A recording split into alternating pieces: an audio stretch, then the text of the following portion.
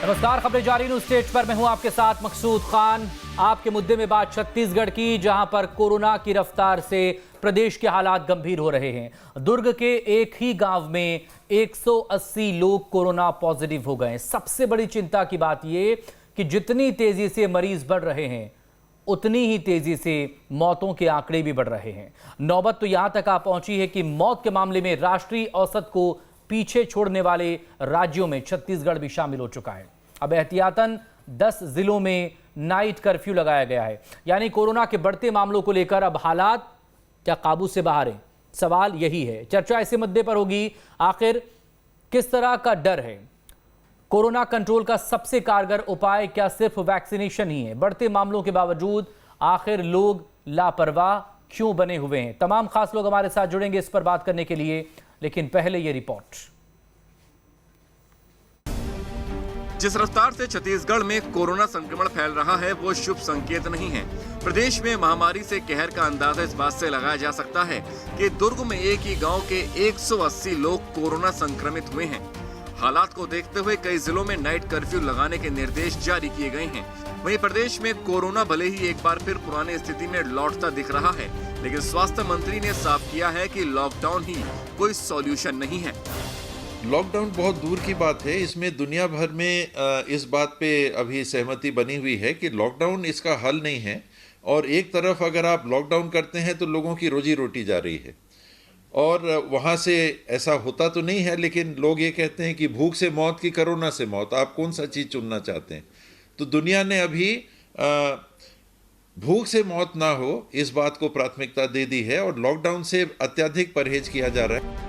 सरकार और प्रशासन भले ही फिलहाल लॉकडाउन से बच रहे हैं, लेकिन बड़ी चिंता ये है कि जितनी तेजी से मरीज बढ़ रहे हैं उतनी स्पीड में मौत के आंकड़े भी बढ़ रहे हैं। हालात तो ये है कि प्रदेश में मौत का औसत राष्ट्रीय से भी ज्यादा है। दरअसल 18 राज्यों की एक कैटेगरी बनी है। इस कैटेगरी में छत्तीसगढ़ 15वें नंबर पर है। प्रति 10 व्यक्ति हो रही मौत के आधार पर गणना की गई है। देश का औसत 117 है, छत्तीसगढ़ का औसत 138 है। प्रदेश में पिछले एक साल में 4096 लोगों की मौत हो चुकी है। अभी टेस्टिंग कम होने के बावजूद एम्स है, मेकारा है, अनन्य अस्पताल है, प्राइवेट हॉस्पिटल है, सारे फुल हो गए, वेंटिलेटर फुल हो गया। और आने वाले समय के अंदर में ये कितना भयावह स्थिति छत्तीसगढ़ में होगी, इसकी कल्पना करना भी डर लगता है, भय लगता है। और ऐसे समय के अंदर में जब छत्तीसगढ़ के लोग आपदा के अंदर फंसे हैं, बीमारी के अंदर में फंसे हैं, अराजकता का माहौल है, और मुख्यमंत्री बस हम जा रहे हैं, आ रहे हैं, और एक मजाक बनाकर रख दिया उन्होंने। हमको अपने आचरण को नियंत्रित करना, कोई सरकार कोई व्यवस्था आप कितना भी कर लीजिए आप नहीं कर सकते, असंभव है। 137 करोड़ नागरिकों के लिए आप कुछ नहीं कर सकते अगर नागरिक जागरूक होके इस बात को ना समझें कि हमको अगर बचना है तो हमको अपने आप को बचाना है और अपने निकट के लोगों को बचाना है। हैरानी और परेशानी की बात तो ये है कि रायपुर और दुर्ग में इलाज की बेहतर सुविधा है, और इन्हीं दोनों शहरों में सबसे ज्यादा मरीज भी मिल रहे हैं। अगर नए मरीजों और मौत का ग्राफ ऐसा ही रहा तो आने वाले दिनों में अस्पतालों में बेड फुल हो जाएंगे। छत्तीसगढ़ में कोविड-19 के संक्रमण की दर 17% से आगे निकल चुकी है। मौत के मामले में भी राष्ट्रीय औसत से छत्तीसगढ़ आगे बढ़ चुका है। हालांकि कुछ जिलों में नाइट कर्फ्यू का ऐलान कलेक्टरों ने किया है, लेकिन देखने वाली बात होगी कि इस नाइट कर्फ्यू का आने वाले समय में क्या असर देखने को मिलता है। फिलहाल स्थिति छत्तीसगढ़ की चिंताजनक होते जा रही है। कैमरा पर्सन सूर्यकांत के साथ रायपुर से आदित्य नामदेव। और इस अहम मसले पर बात करने के लिए इस वक्त हेल्थ एक्सपर्ट डॉक्टर प्रमोद नीमा हमारे साथ जुड़े हुए हैं। बीजेपी की तरफ से प्रोफेसर राजीव चक्रवर्ती जी हमारे साथ हैं, और कांग्रेस की तरफ से अभय नारायण राय साहब। बहुत स्वागत है आप तीनों लोगों का। सबसे पहले अभय जी, बात आप ही से। छत्तीसगढ़ में नाइट कर्फ्यू को लेकर बड़े फैसले हुए हैं कुछ जगहों पर, उसमें राजधानी रायपुर भी शामिल है। तो क्या नाइट कर्फ्यू से हालात काबू में आ जाएंगे?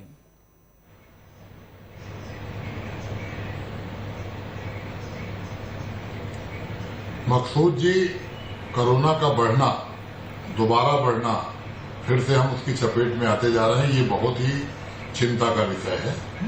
और परसों ही कैबिनेट की बैठक में मुख्यमंत्री ने कड़ाई के और सख्ती के निर्देश दिए थे, और संकेत मिल चुका था कि बहुत जल्द कड़ाई भी इसमें होगी।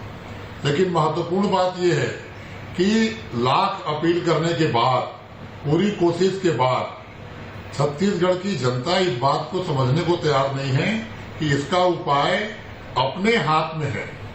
सोशल डिस्टेंसिंग हो, मास्क का उपयोग हो, सैनिटाइजर का उपयोग हो, और जितनी हमको आवश्यकता उतनी हम घर से बाहर निकले, बिना वजह हम घर से बाहर न निकले। ये 4-5 चीजें जब तक प्रत्येक व्यक्ति अपने आचरण में नहीं लाएगा, सरकारें सिर्फ अपील कर सकती हैं, सरकारें कड़ाई कर सकती हैं, सरकार नियम बना सकती है, पालन तो हमको और आपको करना है।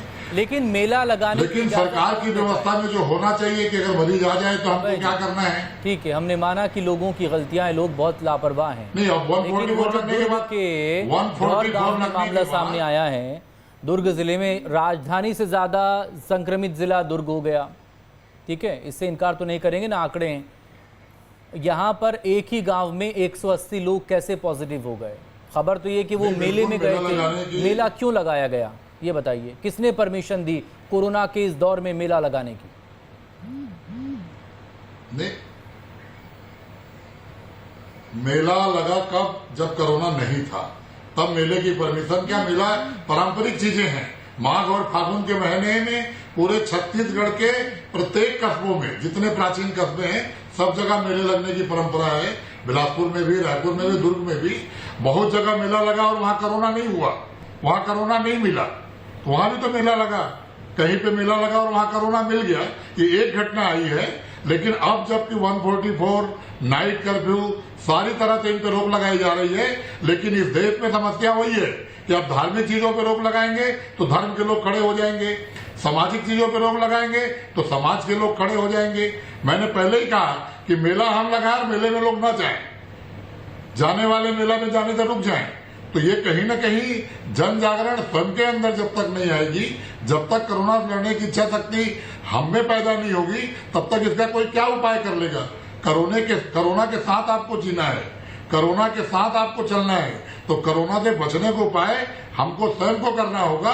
प्रशासन का काम प्रशासन करे, शासन का काम शासन करे, लेकिन मेरा अपना जो कर्तव्य है, मुझे भी अपना कर्तव्य करना पड़ेगा कि मैं कोरोना, पिछली बार हमने लॉकडाउन देखा, पिछली बार हमने सारी परेशानियां देखी, हमने सारे अड़ोस पड़ोस में अपने रिश्तेदारों में इसकी मौत देखा, घूम फिर कर वही पहुंच गए। 20,000 से ज्यादा एक्टिव केस हैं प्रदेश में।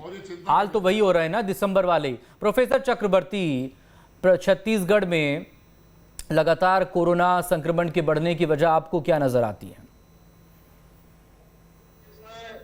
ये तो विश्वव्यापी समस्या है, लेकिन सरकार ने जिस तरीके से जनता को कोरोना पड़ोसा, बड़ा दुर्भाग्यपूर्ण है।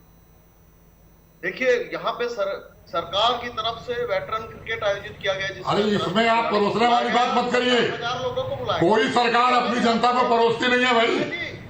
चक्रवर्ती जी, जो आप बोल रहे हैं, नहीं, आप जो बोल रहे हैं परोसा, क्या शब्द है परोसा?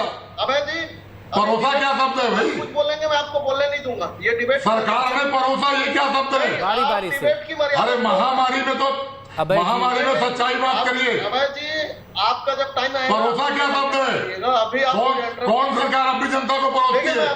अभय जी आपको, कौन सरकार अपनी जनता को? मध्य प्रदेश की सरकार परोस रही है क्या? आप मध्य प्रदेश की सरकार परोस रही है? करते हैं। शिवराज सरकार परोस रही है क्या मध्य प्रदेश में? शिवराज सरकार परोस रही है, मान लेता हूँ। ज्यादा तोड़ रहे हैं।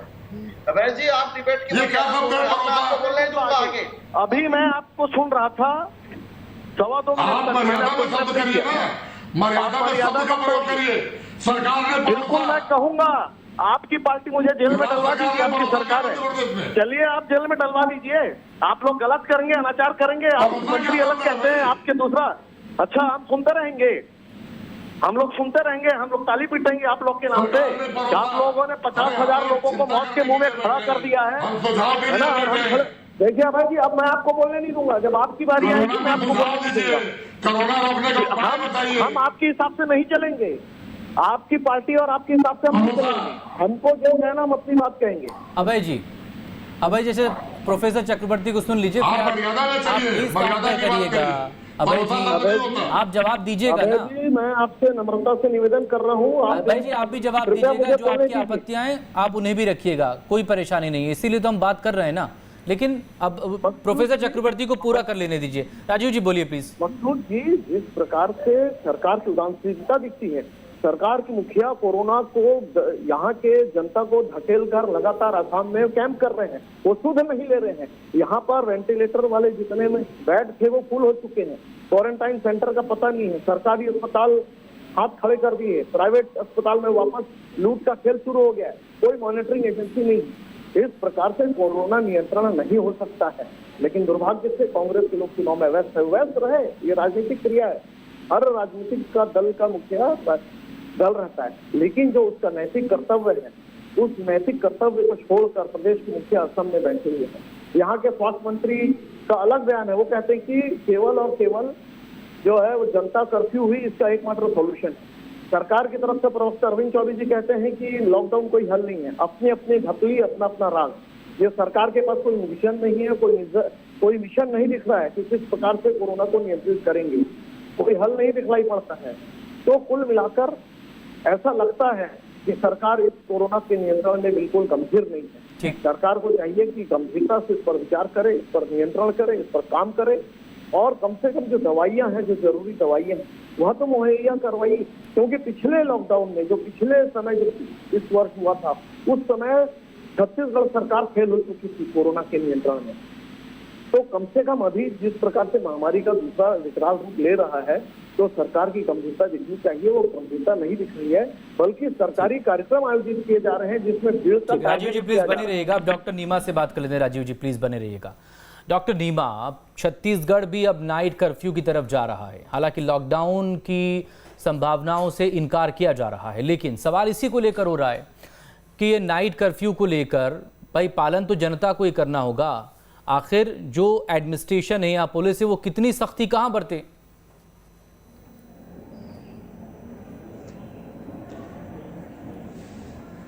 जी, मैं ये निवेदन करना चाहूँगा कि ये एक सामूहिक जिम्मेदारी है कि हमें कोरोना से लड़ना है, इससे डरना नहीं है। पर हमारे पास अब हथियार क्या हैं और उसमें किसको मुख्य भूमिका निभानी है। जहाँ तक मास्क, सैनिटाइजेशन और मानव से मानव की दूरी, ये काम तो जनता को खुद ही करना पड़ेगा, इसको कोई सरकार लागू नहीं कर सकती। वैक्सीनेशन जो है उसमें सरकार को पर्याप्त सेंटर्स उपलब्ध करवाना है और जनता की जवाबदारी है, और इसको हमें एक देशव्यापी आंदोलन बनाना पड़ेगा कि प्रत्येक व्यक्ति को वैक्सीनेशन अनिवार्य हो जाए। कोई को ये स्वतंत्रता नहीं होना चाहिए, शायद उसे कोई मेडिकल प्रॉब्लम है तो वो न ले, पर जब तक हमारी 50% जनता वैक्सीनेटेड नहीं होगी तब तक हम किसी हालत में भी कोरोना से नहीं लड़ पाएंगे। जहाँ तक टेस्ट करवाने का सवाल है, वो सरकार की जवाबदारी है।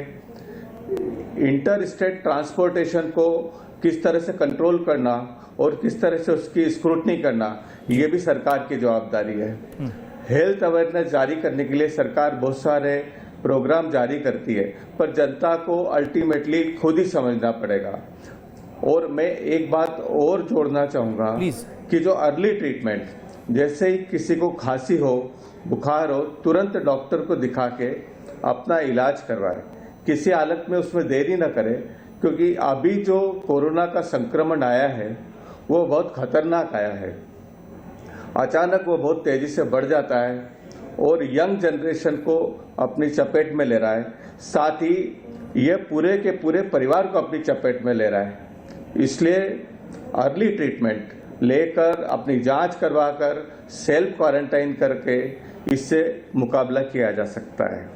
जहाँ तक हमारे हेल्थ सिस्टम है, उनको कोलैप्स होने से रोकने के लिए अर्ली ट्रीटमेंट लेकर जो वेंटिलेटर वाले बेड्स हैं उनको हमको सेव करके रखना होगा। ठीक, डॉक्टर नीमा प्लीज अब हमारे साथ बने रहेगा। अभय जी बताएं, डॉक्टर नीमा भी वैक्सीनेशन प्रोसेस को लेकर प्रदेश इस वक्त कहाँ है? टेस्टिंग को लेकर तो खैर बेहतर पोजीशन में है इस वक्त छत्तीसगढ़ मध्य प्रदेश के मुकाबले, आबादी कम है लेकिन टेस्टिंग अच्छी हो रही, फिर भी वहाँ 30-35 हज़ार के समथिंग। प्लीज मकसूद जी, पिछली गलतियों से हम सबक लें। पिछले पिछले वर्ष जो कुछ भी हमको भोगना पड़ा उस त्रासदी को न भोगना पड़े और सरकार पिछले समय से बेहतर व्यवस्था करे, यही हमारे हाथ में है और वही हम करने का प्रयास कर रहे हैं। डॉक्टर साहब ने बहुत अच्छी बातें कही कि जो टीकाकरण है उसकी संख्या बढ़ाई जाए, अधिकतर लोग इसका टीकाकरण करवाएं, उतने टीके उतने वैक्सीन हमको उपलब्ध हो। ये केंद्र सरकार की प्राथमिकता में हो कि केंद्र सरकार हमको जो आवश्यकता पड़े उसमें हमको खुली मदद करे बजाय राजनीति करने के।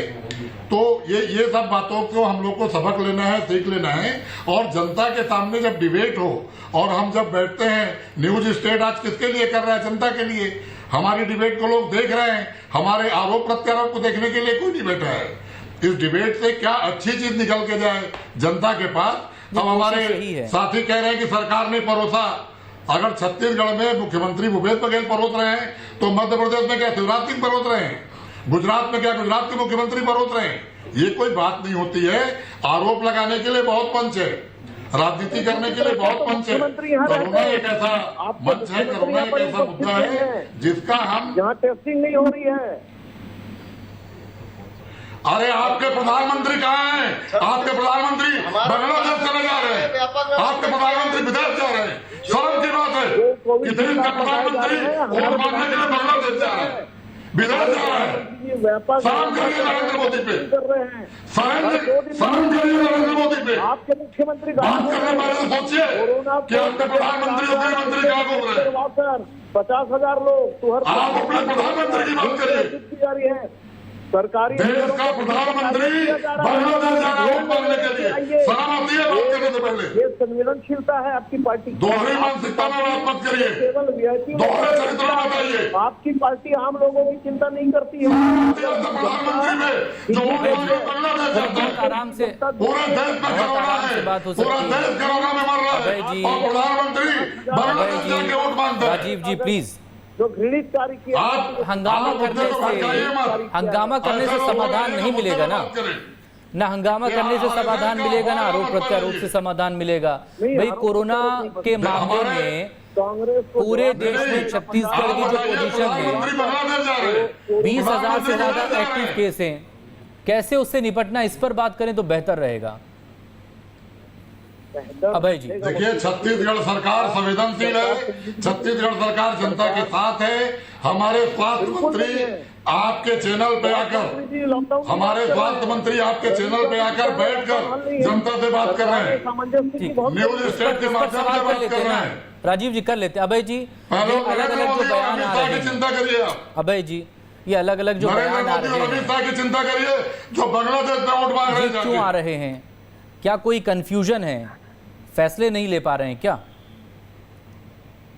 कोई अलग बयान नहीं आ रहे हैं। देखिए, स्वास्थ्य मंत्री जी आपके चैनल पे बैठकर जनता से अपील कर रहे हैं। स्वास्थ्य मंत्री जी अपनी बातों को क्लियर कह रहे हैं। मुख्यमंत्री ने कड़ाई के निर्देश दिए हैं।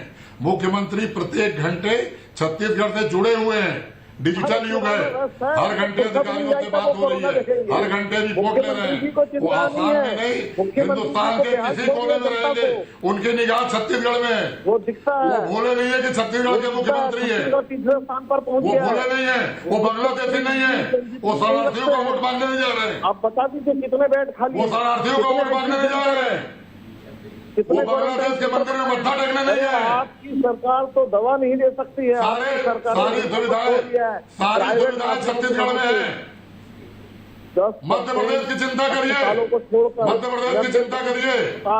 मध्य प्रदेश की क्या हालात है देखिए, और सरकार उनके साथ सामंजस्य कर रही है। छत्तीसगढ़ में चिंता का विषय है कोरोना और सरकार चिंतित है, सरकार जनता के साथ है और सरकार कोरोना का इलाज कर रही है। जनता को बेहाल छोड़ दिया है और आपको भुगतना पड़ेगा चुनाव में।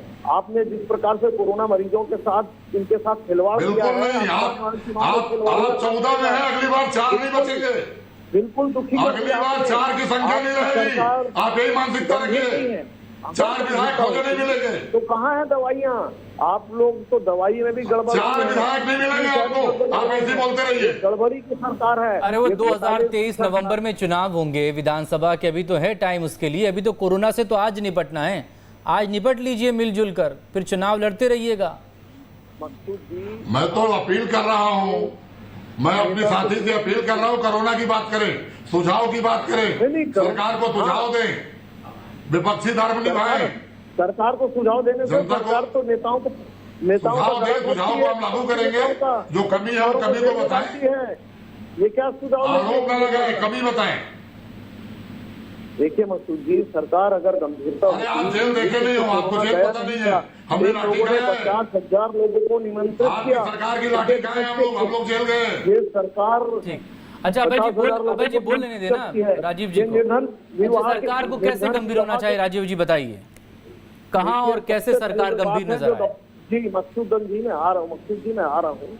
सरकार को तो ये संदेश देना था कि भीड़ से बचिए, लेकिन ये सरकार ही थी जो 50,000 वेटरन क्रिकेट के नाम पे लोगों को बुलाती है और कोरोना को परोसती है। वो सरकार क्या बात करेगी गंभीर सोशल डिस्टेंसिंग की? ये सरकार है जो तुहर द्वार के नाम पे जो डेडलाइन फिक्स करती है 21 मार्च से पहले अपने कार्ड बनवा लो, अपने स्वास्थ्य कार्ड बना लो।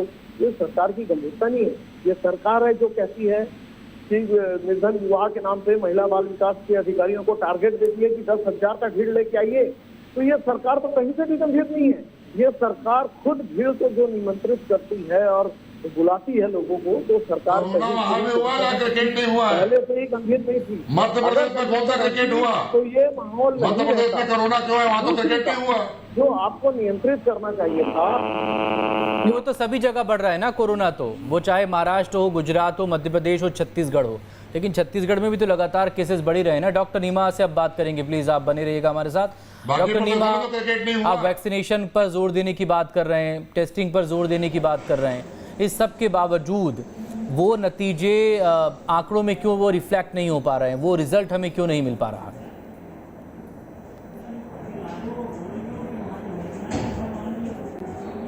देखिए, जो अभी हम जो देख रहे हैं, जो सर्ज या पीक या हाई लेवल या क्लाइमेक्स, अपनी भाषा में कुछ भी बोल दीजिए, वो कोरोना का पीक अभी भी आना बाकी है। हम जो पिछले 3 महीनों में लापरवाही कर चुके हैं, उसके परिणाम अभी हम भुगत रहे हैं। अभी हमारे पास कोरोना के ऊपर कंट्रोल अभी नहीं आएगा, कम से कम 1 से 1.5 महीना नहीं आएगा।